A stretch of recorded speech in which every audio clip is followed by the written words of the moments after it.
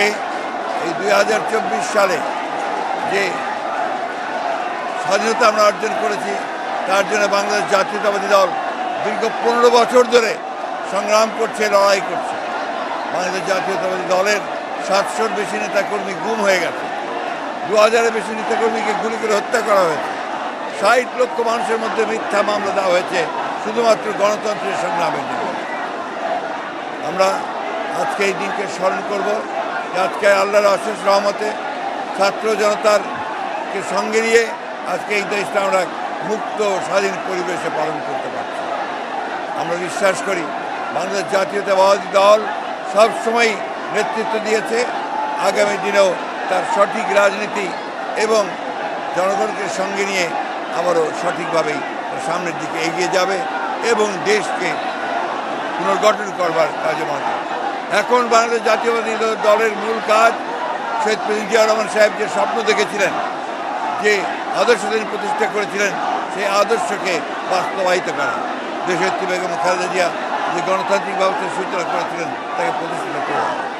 আর একই সঙ্গে আজকে আমাদের ভারপ্রাপ্ত চেয়ারম্যান তারেক রহমান যে নতুন বাংলাদেশের স্বপ্ন দেখছেন, বাংলাদেশকে নতুন করে গড়ে তোলবার জন্য তিনি যে কাজ করছেন, সেই বাংলাদেশকে গড়ে তোলবার জন্য আজকে আমরা প্রতিজ্ঞাবদ্ধ হয়েছি, শপথ নিয়েছি এবং যে কোনো বাধাই আসুক সব চ্যালেঞ্জকে মোকাবেলা করে বাংলাদেশে গণতন্ত্র সুপ্রতিষ্ঠা করা, মুক্ত বাজার অর্থনীতিকে প্রতিষ্ঠিত করা, সমৃদ্ধ বাংলাদেশে পরিণত করবার জন্য আমরা কাজ করে যাব বলে আজকে আমরা শপথ নিয়েছি।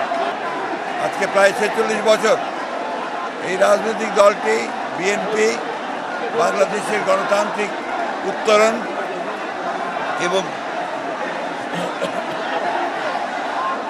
অর্থনৈতিক সংস্কারের একেবারে উচ্চ পর্যায়ে নিয়ে যাওয়ার জন্য এই দলটি তিনি সৃষ্টি করেছিলেন।